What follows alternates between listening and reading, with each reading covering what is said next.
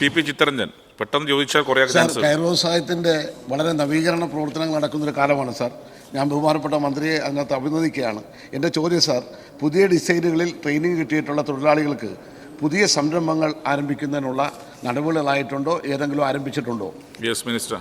പുതിയ കാഴ്ചപ്പാട് നമ്മൾ കയർ മേഖല പരമ്പരാഗത വ്യവസായ പ്രതിസന്ധി പരിശോധിച്ചുകൊണ്ട് കമ്മിറ്റിയുടെ ശുപാർശ പ്രകാരം ആധുനിക ഡിസൈനുകൾ നാഷണൽ ഡിസൈൻ ഇൻസ്റ്റിറ്റ്യൂട്ടുമായി ചേർന്ന് തൊഴിലാളി സംഘടനകളൊക്കെയായി ചർച്ച ചെയ്ത് മോഡ്യൂൾ തയ്യാറാക്കി പരിശീലനം 500-ലധികം ആളുകൾ പൂർത്തീകരിച്ചു.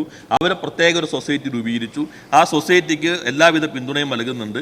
നല്ല രീതിയിൽ കയർ മേഖല രക്ഷപ്പെടുത്താൻ അത് സഹായകരമാകുമെന്ന് പ്രതീക്ഷിക്കുന്നു. സെക്കൻഡ് ക്വസ്റ്റ്യൻ സാർ, കയർ ഭൂവസ്ത്രം വിപുലപ്പെടുത്തുന്നതിനായി എന്തൊക്കെ നടപടികളാണ് ഇതുവരെ സ്വീകരിച്ചിട്ടുള്ളത്? Yes minister. സർ, കയർ ഭൂവസ്ത്രത്തിന്റെ വിപണനത്തിൽ കഴിഞ്ഞ ഗവൺമെന്റിന്റെ സമയത്താണ് ഒരു പുതിയ മേഖല എന്ന നിലയിൽ അങ്ങോട്ടുള്ള പ്രവേശനം നടത്തിയത്.